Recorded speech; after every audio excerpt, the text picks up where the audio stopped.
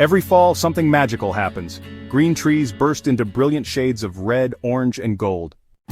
But have you ever wondered, why do leaves change color?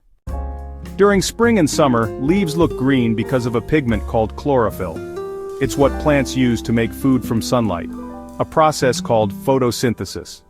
Chlorophyll is so strong, it hides all the other colors in the leaf. As the days grow shorter and the weather cools, trees get ready for winter. Photosynthesis slows down, and the chlorophyll breaks down. As it fades, the leaf's hidden colors start to shine through. Carotenoids give us yellows and oranges, the same pigment in carrots.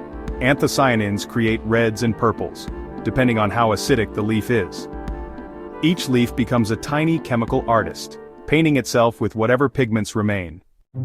So, trees lose their leaves in fall to survive the winter.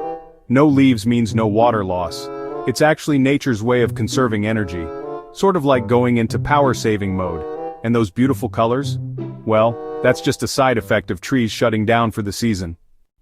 In New England, fall colors are especially vivid because of cold nights and sunny days. Some trees, like oaks, actually hold on to their brown leaves all winter, and in some tropical regions, leaves just stay green year-round. The changing leaves are more than just a beautiful scene. They're really a reminder that change is natural and honestly necessary. Every season has a purpose, even the quiet of winter. If you love learning the why behind everyday wonders, go ahead and hit like, share this with a friend, and subscribe to EduSpark, because science is all around us.